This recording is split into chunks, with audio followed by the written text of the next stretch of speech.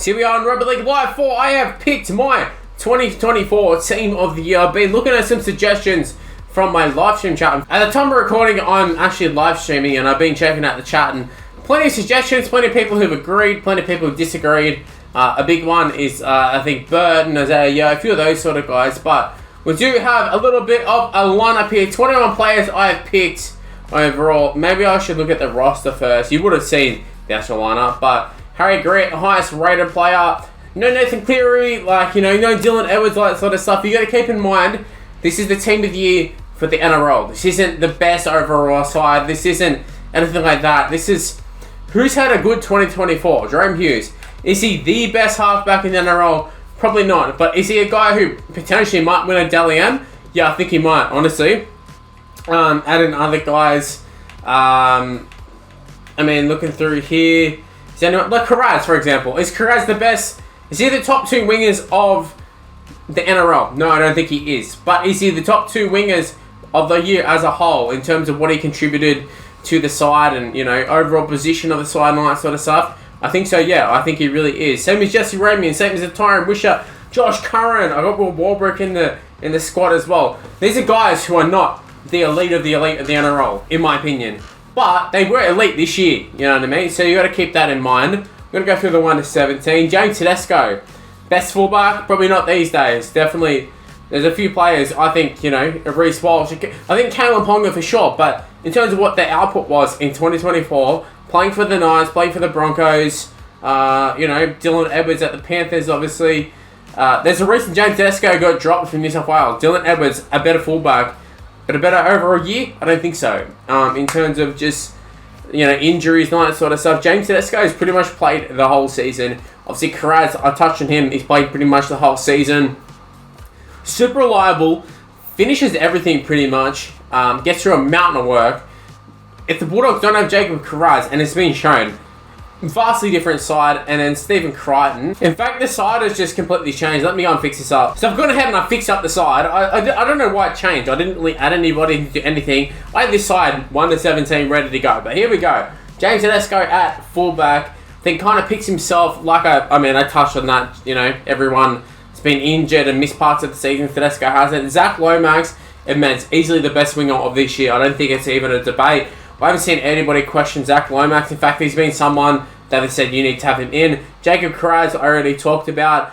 Stephen Crichton, I think captain of the year. I think he's got to be there. In terms of centers was the one position I really did struggle with, where there's no real standout centers. In previous years, there was Joey Manu and all that sort of stuff. I don't think Joey Manu's had a good year this year. I really don't. Other guys like your Toolbuster Sheks and stuff who played in the centers, you probably think, they're probably a shoe-in for Centre of the Year. No. The Hammer, you can play players out of positions, all that sort of stuff, but we're not doing that. Avarillo, Farnworth, 2 big signings for the Dolphins.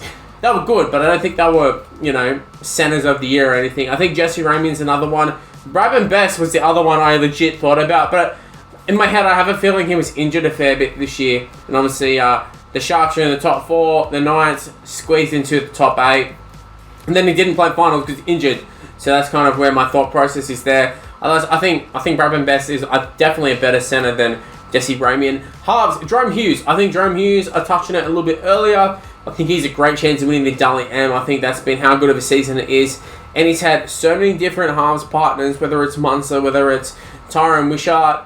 Even Tyron Wishart's done a pretty good job. We'll touch on that a little bit later. But Matt Burton is his halves partner, and I think Burton so important for the Bulldogs. The amount of games they won, the forward pack that we have, we don't win games through the forwards. Matt Burton gets us out of trouble, honestly.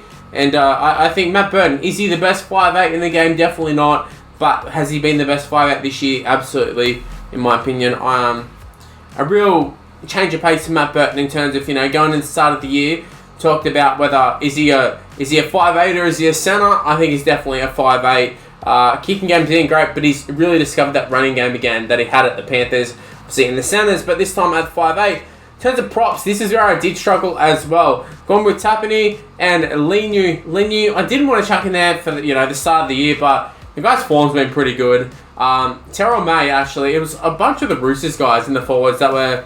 It was kind of hard to sort of pinpoint a prop A lot of guys have been injured in and out of the side. They've been good at times, they've been bad at times. But I think Tapine, captain of the Raiders, I think he's been pretty good for them. And then Leniu got the Roosters in a pretty good position with Hargraves being suspended and, Collins in and out, Origin, all that sort of stuff. I think Leniu's really carried the front row for the Roosters. Then Harry Grant at hooker, I think that was pretty self-explanatory, that one. I think that's a pretty easy one for me. Harry Grant, for me, very easy. Second row kick out, led the Dally M for a little while. I thought he was immense for the Dogs. A little bit of a drop off in the back end of the season with a few injuries and that sort of stuff, but I thought he was great. And then Angus Crichton, around Origin time, we're talking about Angus Crichton as being easily the best second row of the comp. It's gone a little bit quiet as of late, but I still think Angus Crichton, I still think he's been the best overall second rower. And it kind of just shows that, you're only as good as your last game, whatever, because, Angus Crichton went from being the best player in the comp, form-wise, for quite a while, and then haven't really heard too much about him in the back end of the season, despite the Roosters doing some good things. But Angus Crichton, love him, fantastic player, need to update his haircut there. Ruben Cotter at lock. Lock was another position I wasn't exactly sure. I had Isaiah Yeo there initially, but Ruben Cotter I ended up putting in.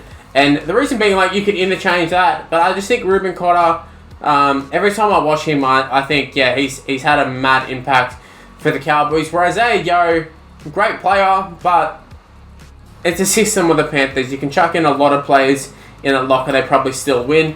Speaking of great systems, Tyron Wishart for the Melbourne Storm in a fantastic system, but he's really cemented himself as an out-and-out first grader.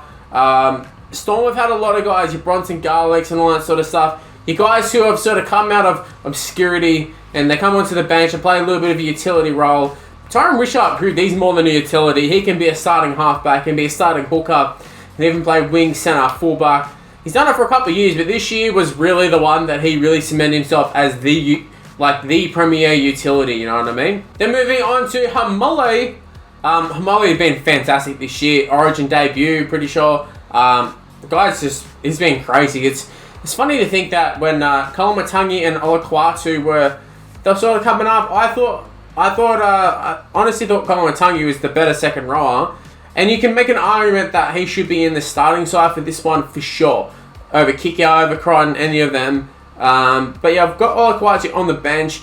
I think that's where he came off the bench for New South Wales. I thought the guy been so good this year. Even in the finals, really stepped up. Even in this past game, Manly get towed up.